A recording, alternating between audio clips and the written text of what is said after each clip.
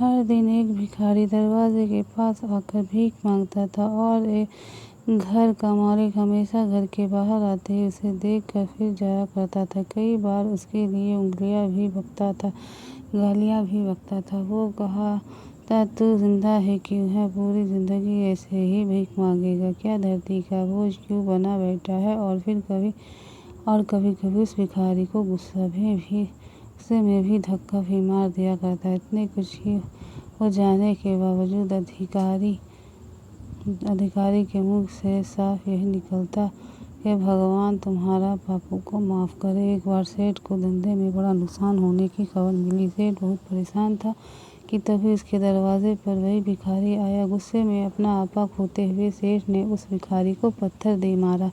पत्थर लगने के कारण भिखारी का सर फूट गया और उस सर से खून बहने लगा। फिर दर्द से कराहते हुए भिखारी ने इतने ही कहा, भगवान तुम्हारे पापों को माफ करे। भिखारी वहां से चला गया। सेठ सोच में पड़ गया। भिखारी को पत्थर मारा, फिर भी उसने सिर्फ प्रार्थना की। सेठ का गुस्सा शांत हुआ, सेठ का मन शांत हुआ। भिखारी रहस्य जानने के लिए सेठ ने भिखारी का पीछा करना शुरू कर दिया। भिखारी जहाँ जहाँ जाता सेठ उसके पीछे पीछे जाता। सेठ ने देखा कि कोई उसको खाना देता, कोई उसको मारता, कोई अपमानित करता तो कोई गाली देता। लोग भिखारी के साथ चाहे जैसा व्यवहार करते, लेकिन भिखारी सबके लिए एक ही प्रार्थना करता, भगवान तुम्हारे पाप माफ करे। अब रात होने की आई थी। भिखारी अपने घर आने जाने के लिए लौटा। वो अपने घर पहुंच गया, लेकिन सेठ अभी उसका पीछा कर रहा था। एक पुरानी टूटी हुई खटिया पर एक बूढ़ी औरत लेटी हुई थी, काफी कमजोर और बीमार लग रही थी। वह भिखारी की पत्नी थी। अपने पति को वापस आता देख वह खाट से उठ खड़ी हुई। पत्नी ने अपने पति को भीख वाले कटोरे में देखा। उसमें सिर्फ आधी बासी रोटी थी। उसे देखकर वह बोली, आज बस इतना ही मिला? और हाँ, आपके सिर पर खून निकल रहा है, ये चोट कैसे लगी? बूढ़े भिखारी बोला, आज बस इतना ही मिला, किसी ने कुछ दिया ही नहीं, सब ने गालियाँ दी और एक ने पत्थर भी फेंका, इसलिए मेरा सर फट गया। एक गहरी ठंडी सांस लेकर बूढ़ा भिखारी फिर से बोला, यह मेरे ही पापों का फल है। तुम्हें याद है कुछ साल पहले हम कितने अमीर थे? क्या कुछ नहीं था हमारे पास? हमारे पास हर चीज़ ज़रूरत से ज़्यादा थी, लेकिन हमने कभी दान नहीं किया। और उसने भी बुरा हमने उससे अंधे भिखारी के साथ किया जो हमारे द्वार पर भीख मांगने आया करता था। बूढ़ी पत्नी की आंखों में आंसू आ गए। वह बोली, हाँ, हम उस बेचारे अंधे के साथ बहुत बुरा करते थे, उसका अपमान करते थे, उसके खाने के लिए रोटी की जगह कागज दिया करते, उसका मजाक उड़ाया करते और कभी कभी मारा भी करते थे।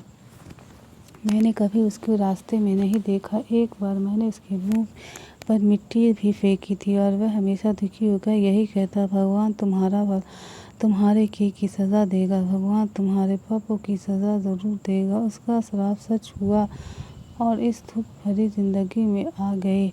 भिखारी बोला, हाँ, उसका श्राप सच हुआ, इसीलिए मैं किसी को बद्दुआ नहीं देता, चाहे कोई मेरे साथ कैसा भी बर्ताव करे। मैं हमेशा उसके लिए प्रार्थना करता हूँ। मैं नहीं चाहता कि कोई भी हमारे जैसे ज़िंदगी का अनुभव करे, किसी को भी हमारे जैसे दुख का सामना करना पड़े। वो नहीं जानता कि वह कितना बड़ा पाप कर रहा है, इसीलिए अनजाने में हुए पापों की ऐसी सज़ा किसी को भी मिले, मैं नहीं चाहता। सेठ वहीं पर छुप कर यह सबरी बातें सुन रहा था। अब उसे सब कुछ समझ में आ गया था। भिखारी और उसकी पत्नी ने वह आधी रोटी मिल बांटकर खाई और भगवान को धन्यवाद बोलकर सो गए। अगले दिन बड़ा भिखारी फिर से भीख मांगने गया। सेठ के घर के पास जाते ही सेठ ने पहले से नरम रोटियां उसके लिए निकाल कर रखी थी। उसे देखते हुए सेठ विनम्रता से बोला, माफ़ कर दीजिए बाबा, उसे बहुत बड़ी गलती हो गई। बूढ़ा भिखारी बोला, भगवान तेरा भला करे। इतने कहकर वह आगे निकल गया। इस कहानी से जो सीख लेने लायक है वह बड़े ही सिंपल है कि आदमी चाहे कितने के बारे में बुरा कहे या भला करे, लेकिन भगवान सिर्फ कर्मों के हिसाब से उसके फल देता है। क्या हुआ अगर भगवान नहीं दिखता है, लेकिन यह बात बिल्कुल सच है, उसके खाते में सबका हिसाब बहुत बहुत पक्का होता है। इसलिए जब किसी के लिए कुछ भी करो